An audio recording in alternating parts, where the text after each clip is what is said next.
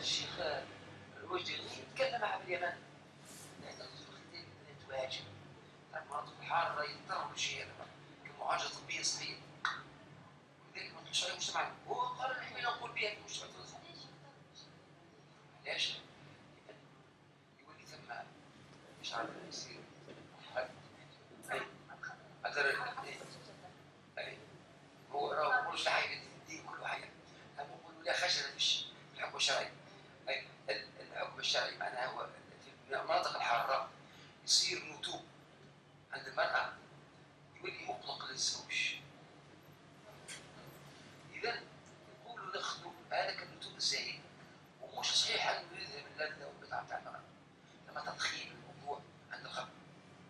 لأن في بعض المجتمعات يولوا يعملوا خداع في مكان وغير مكان. أما أصل المسألة صارت في البلاد الحارة منطقة الاستوائية ومنطقة يصير وحتى مناطق الجزيرة العربية يصير أشياء معالجة عند الحالات الضرورة. تجميل المرأة هي عملية تجميل. هي عملية تجميل. مش نقولوا راهو كان مثلا في مجتمع صدر المرأة الأفريقية الثدي بتاعها يكون يسر.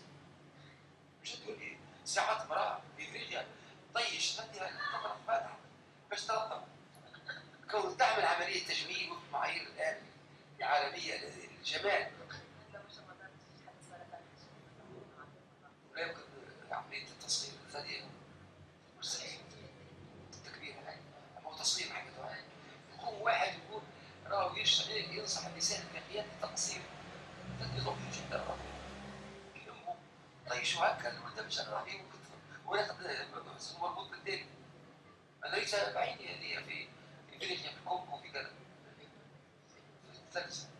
ولذلك هو الشعب مش خلق كيف يقول المرأة تجمل نفسها. البيئة بتاعها الحارة تصير فيها شكل. احنا نقولوا